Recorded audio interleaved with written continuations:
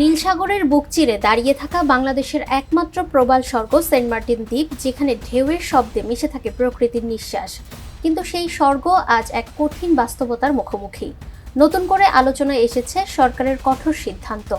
পর্যটনের লাগাম টেনে ধরে দ্বীপকে বাঁচানোর পথে হাঁটছে সরকার, আর তাতেই তৈরি হয়েছে তীব্র বিতর্ক। সেন্ট মার্টিন দ্বীপের পরিবেশ ও জীববৈচিত্র্য রক্ষায় গৃহীত পর্যটন নিয়ন্ত্রণ ব্যবস্থা অন্তর্বর্তী সরকারের সিদ্ধান্ত বহাল রাখার কথা জানিয়েছেন পরিবেশমন্ত্রী আব্দুল আউয়াল মিন্টু। তিনি বলেন, সরজমিনে পরিচালিত বিজ্ঞানভিত্তিক গবেষণায় দেখা যায়, বছরে 9 মাস পর্যটন বন্ধ রাখার ফলে সেন্ট মার্টিন দ্বীপের পরিবেশ ও জীববৈচিত্র্যের উল্লেখযোগ্য উন্নতি ঘটেছে। তিনি জানান, দীর্ঘ প্রায় 7 বছর ধরে সংশ্লিষ্ট বিভিন্ন সংস্থা ও বিশেষজ্ঞদের সঙ্গে আলোচনা ও পরামর্শের ভিত্তিতে সরকার 2024 সালে দ্বীপটিতে পর্যটন নিয়ন্ত্রণের চূড়ান্ত সিদ্ধান্ত নেয়।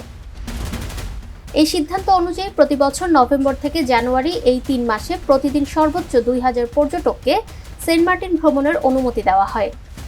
বছরের বাকি সময় অর্থাৎ ফেব্রুয়ারি থেকে অক্টোবর পর্যন্ত পর্যটন সম্পূর্ণভাবে বন্ধ রাখা হয়। মন্ত্রী আরও বলেন, এই 9 মাসে দ্বীপটি প্রাকৃতিকভাবে নিজস্ব পরিবেশ ও জীববৈচিত্র্য পুনরুদ্ধারের সুযোগ পায়।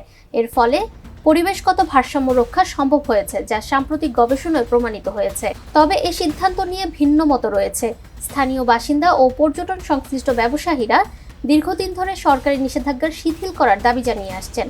তাদের মতে, দ্বীপের অধিকাংশ মানুষের জীবিকা পর্যটন নির্ভর। পর্যটন সীমিত হওয়ায় স্থানীয় অর্থনীতিতে মারাত্মকভাবে ক্ষতিগ্রস্ত হয়েছে এবং অনেক পরিবার চরম দুর্ভোগে পড়েছে।